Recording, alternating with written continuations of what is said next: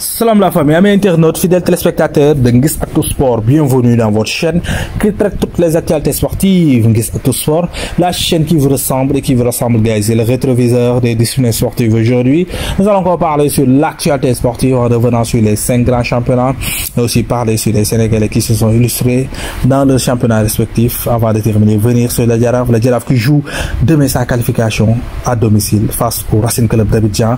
Match comptant pour les deuxième tours préliminaire Coupe CAF, le Jaraaf qui avait intégré les phases de poule en 2021, chose qu'on souhaite encore. Nous leen di ñaanal ñu duggaat ci phase de poule comme ni ñu ko defee 2021. C'est ces sujets qui vont faire l'objet de notre vidéo d'aujourd'hui. Nguiss Actu Sport, top, c'est parti.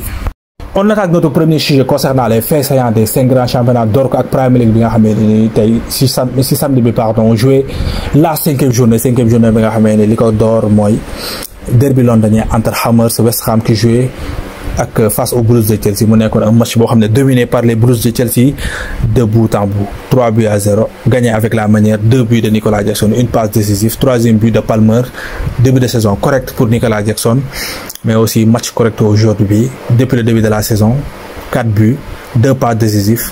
Mu nekk loo xamee ne nii dañ koy positiver la. Pourquoi? Parce que Nicolas Jackson il a été critiqué depuis sa première année avec les Blues de Chelsea. Même début saison bi sax il a reçu des critiques sur benn joueur boo xamee ne nii jaar na ci club bi am na lu mu fa def, pour ne pas dire légende, muy John Obi Mikel, nekk africain comme moom, mais mën nañ ko comprendre parce que dafa doon xaalal yoon benn frère am boo xamee ni nii muy Victor Osimhen tey muy évoluer championnat turc bi ak Galatasaray, parce que Chelsea daf ko bëggoon, ñoom ak Napoli comment dirais-je jubóowuñu ba tax na tey Nicolas Jackson mi ngi nekk di ko tontu ci terrain bi, parce que dafa waxoon ne Nicolas Jackson c'est pas l'attaquant bi nga xamee ne nii moom la Chelsea soxla pour mu tirer ko vers le haut. Nii mu débuté bu fekkee continuer dina ko répondre fi mu ko war répondre muy dans le rectangle vert. Pour man jour buñ la critiquer waroo ñëw ci réseaux sociaux du tontu, mais fi nga war a tontoo moo ci terrain bi, te Nicolas Jackson moom la nekk di def nii.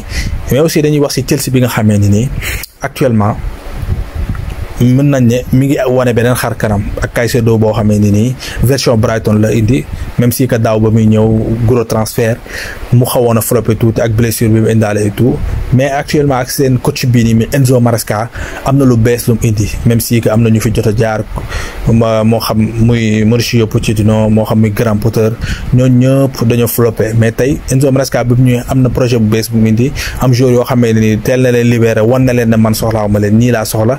Te tey mi ngi gérer comment dirais-je groupe bi nga xamee ne ni moom la yor, mu nekk un pléthore de talent, ay talent kese la yor. te Chelsea tey mën nañ ne ak nii muy joué nii ak comment dire yenn joueurs yi nga xamee ne ñu ngi dellu si à leur meilleur niveau, mën nañ wax ne mën nañ prétendre place Champions League, mais aussi pourquoi pas sax aller chercher le titre, parce que football la et tout est possible. Pour man ak coach bii nii su fekkee ne yàlla musal na leen ci blessure, mën nañ am dara ren ci Premier League bi, pourquoi pas revenir en Champions League, parce que am na joueurs yu ko joué. Donc la saison de Nicolas Jackson est lancée, à lui de redorer le blason, tirer son équipe vers le haut parce qu'il a le talent. Aussi on va parler sur Iliman Ndiaye qui a marqué aujourd'hui son premier but avec le Toffees d'Everton. Mu nekkoon match boo xamee ne nii c'est lui qui a ouvert le score, mais toujours les Toffees Everton qui peinent à gérer ses avances, parce que depuis le début de la saison Everton cherche sa première victoire. Boobu ba léegi mi ngi koy wër mais mënu ko am, chaque match mooy mëne. Comment dirais-je, le week-end dernier mëne nañ fi par 2-0, ñu jël si waat leen tey tamit ñu mëne par 1-0 face à Leicester bi nga xamee ne comme ñoom la mi ngi wër première victoire, même si que Leicester moo leen ëppale point parce que am na 3 points, ñoom ñu taxaw jusqu'à présent si 1 point après 5 journées. moo nekk loo xamee ne ni arrangé wul tey Toffees yi, parce que ça fait 2 ans ngi ñu ngi échappé à la relégation, mais cette année tamit ni ñu débuté baaxul, parce que ils ont du mal à gérer comment dirais-je leur avance. Mais le point positif mooy le but d'Iliman Ndiaye bi nga xamee ne ni un but bien travaillé, bien élaboré comme toujours, avec comment dire sa technique, mu dugal but bu rafet. Aujourd'hui on va parler sur Liverpool bi nga xamee ne ni bon après la défaite face au Nottingham Forest le week-end dernier, tey mën naan dellu si nañ après tamit victoire bi nga xamee ne am nañ ko en milieu de semaine face au Milan en Champions League. Tey ñu ñëw avec la manière daal di gagné waat ñi nga xamee ne nii mooy Bournemouth, mu nekk li nga xamee ne nii Premier League bu jaxasoo comme d'habitude, les équipes s'avalent, les équipes gagnent parfois contre-performance. Manchester United bi nga xamee ne ni gagné amoon na victoire ci week-end dernier, gagné en milieu de semaine en cup, tey mu ñëw def mën naa ne contre-performance face à Palace mu nekkoon match boo xamee ne nii mënoon nañ ko gagné, mais comme d'habitude Manchester United ne s'enchaîne jamais les performances. Après avoir fait tout le temps des performances, on attend chaque jour une contre-performance.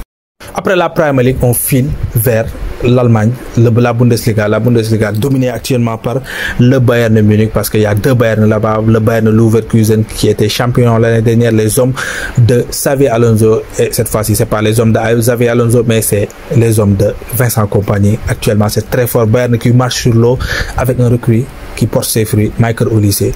Depuis le début de la saison, 5 buts, 3 passes décisives, mais aussi avec un trio de taille, Jamal Musiala, le Prince Harry, mais aussi Michael Olise que je viens de citer. Mu nekk trio boo xamee ne ni li ñu dugal bari na trop. Bayern bu leen fàtte ne Champions League mu ngi dóor Dinamo Zagreb 9-2, tey mu dóor Werder de Brême 5-0 si samedi bi. Et mën nañ wax ne si seen 3 derniers matchs yi Bayern mi ngi dugal 20 buts encaissé seulement 3. Et Vincent Kompany nekk depuis à part Pep Guardiola nekk coach bi nga xamee ne nii moo gagné ses 3 premiers matchs à l'extérieur. Pep Guardiola rek moo ko fi defoon depuis si saison 2015-2016. C'est très fort avec Bayern Munich actuellement, et on va filer vers l'Espagne pour terminer là-bas, parce que Espagne actuellement, le Real toujours répondant, Real toujours, comment dirais-je, redoutable, le Real derrière, à un point du Barça, même si que le Barça n'a pas encore joué. Mais tey ñu defaat benn match boo xam ne stratosphérique avec les Galactiques, Jude Bellingham, comment dirais-je, Rodrigo, le gamin de 16 ans Bobby, qui avec ses entrées stratosphériques chaque fois, super sub, mais vient pour faire la différence. Mais aussi on ne peut pas parler sans pour autant citer l'homme qui est à tout près du Ballon d'Or, Vinicius Junior, une entrée de dingue avec une passe qui nous est venue d'ailleurs, mais aussi son but pour paraffer, comment dirais-je, ses performances. Vinicius Junior peut-être tout près de comment dirais-je, du Ballon d'Or. Mu nekk jour boo xamee ni nii il ne cesse pas de s'améliorer match après match. Le Real trop fort avec Jude Bellingham et Kylian Mbappé qui est en train de s'imprégner petit à petit dans le groupe. Après un petit tour en Europe, on va revenir dans notre pays pour parler des Médinois, le Jaraaf qui cherche aujourd'hui sa qualification. Match comptant pour le deuxième tour préliminaire Coupe CAF. Jaraaf bi nga xamee ne ni dafa defoon match nul à l'aller fële ca Côte d'Ivoire face au Racing Club de Côte d'Ivoire, 0 but partout. Et ce premier tour yi noonu la demee woon. Premier match bi dafa defoon 1-1 daal di ñëw fii nii daal di chercher, comment dirais-je, qualification am gagné par 3-0 avec la manière. Et bii nii tamit yaakaar nañ ne ñu ngi ñaan yàlla mu demee waat noonu, parce que Jaraaf un club boo xamee ne ni très bien entouré, Youssou Diall li nga xamee ne ni bokk ci comité exécutif fédération sénégalaise de football, dem fu ne dund lu ne, gis li ne, xam au niveau bi lu fi nekk, am DTN bu mel ne Cheikh Sidi Ba, tey am joueur yoo xamee ne nii comme Siré Dia nekk international, Cheikh Sidi Ba aussi nekk international, am un coach boo xam ne nii très endurant, très capé, mais très extraordinaire, très stratosphérique, xam li muy def depuis 2003 mu nekk ci métier bii nii muy Malick Daaf nga xam ne il a fait ses preuves sur le championnat local non seulement, mais aussi avec les équipes nationales.